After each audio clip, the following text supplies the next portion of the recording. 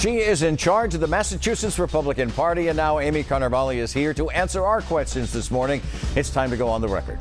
From WCVB Channel 5, the inside word from Washington to Beacon Hill. Today's newsmakers are going on the record. Thanks for joining us this morning, everyone. I'm Ed Harding. And I'm Sharmin Sacchetti. Joining us at the table is Mass GOP Chair Amy Carnevale. She has served in the role since 2023. Thanks so much for being here. Thank you. Great to be here. It's great to see you, Amy, and thanks for your time. So let's start with the Supreme Court. The Supreme Court ruling on birthright citizenship. The justices deciding by 6-3 to limit the judges to issue nationwide injunctions. The court orders have been a check on the president's efforts and a source of frustration to him. Democratic-led states and immigrants' rights groups who sued over the president's executive order argue it would upset the settled understanding of birthright citizenship that has existed for more than 125 years. There's the backdrop. So what is your reaction to the ruling? So I think the ruling is important in that it's saying that federal district court judges cannot make decisions nationwide, and we have seen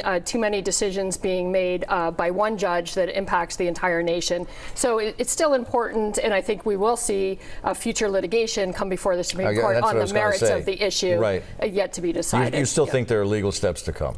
I do. I think the court invited a class action suit on the merits of this issue, and we'll still yet to see the issue decided nationwide. All right. This week, the president says there could be face-to-face talks between the U.S. and Iran. The administration does say it's on a diplomatic path. Of course, this is an ever-developing story.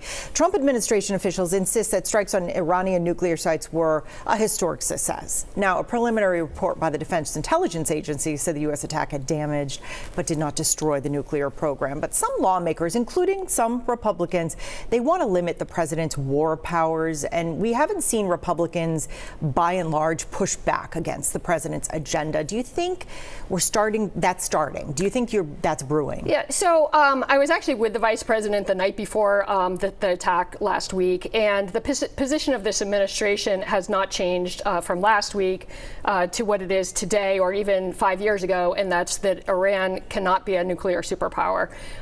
So the action that was taken by the administration not only protected Israel in the Middle East, but also the long-term interests of the United States in ensuring that we do not have a superpower in Iran as a nuclear superpower.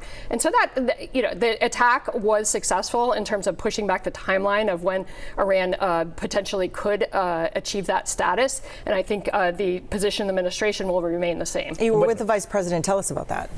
Yes, so he was in Los Angeles for a meeting with Republicans, and I was out there just the night before.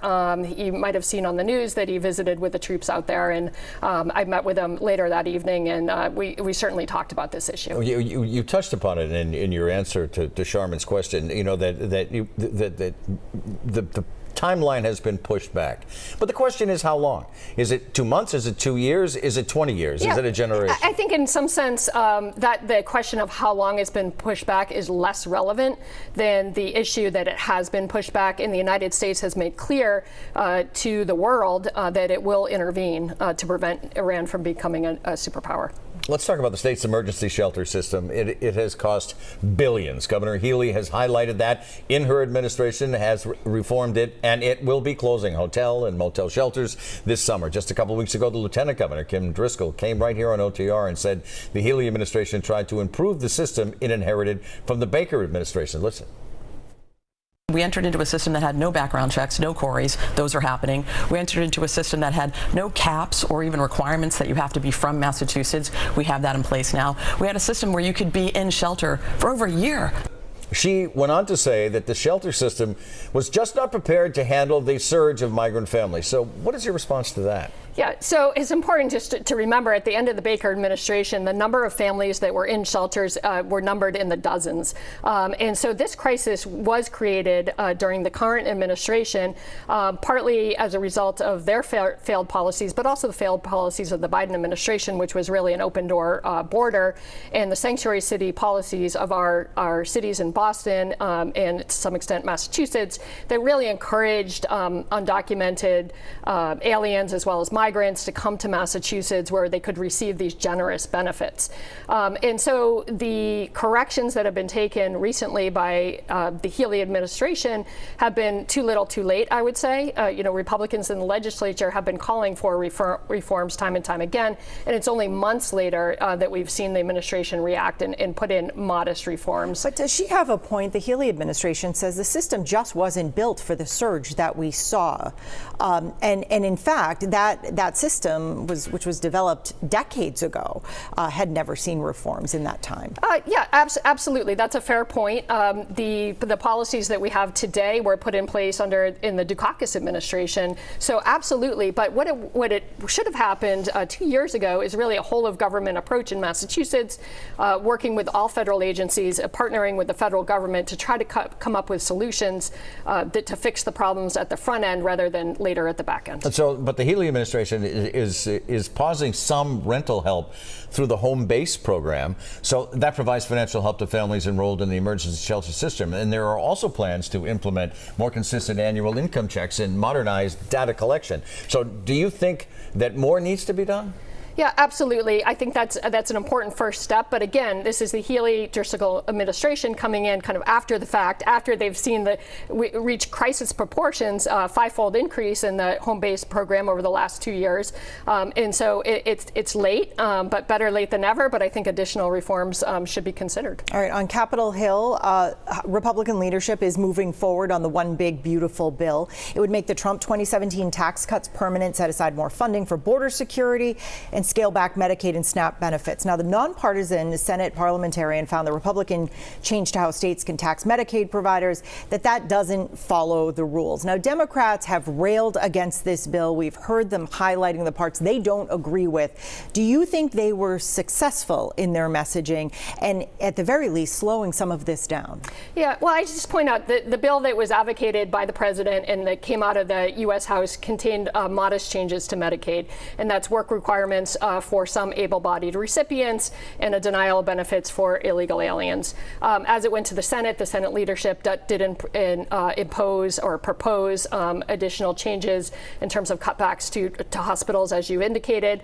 I would point out that two of the most vocal opponents of those changes were Senator Thom Tillis from North Carolina and Senator Susan Collins from Maine, two moderate Republicans. And you're right, there was a procedural challenge as well. But if the final bill is changed, it'll be largely a result of these Republicans in purple states, which shows why we need to have balance, why it's important to have Republicans in moderate states to influence the leadership on Capitol Hill. Let's talk about immigration enforcement, and we are seeing pushback from some communities when it comes to immigration enforcement. The president deployed the National Guard to Los Angeles. ICE agents are using aggressive tactics across the state and even arresting a high school honors student. Mayor Wu was especially critical about transparency and using the public records laws to compel the agency to tell the city who they are arresting and why. So do you support the administration in this way of enforcing immigration laws? Yeah, so the administration has said they're not always going to get it right. And I think we've seen a couple of examples here in Massachusetts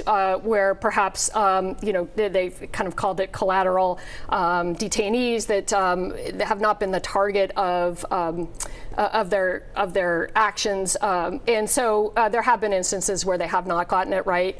But that being said, the American public and I think residents here in Massachusetts do support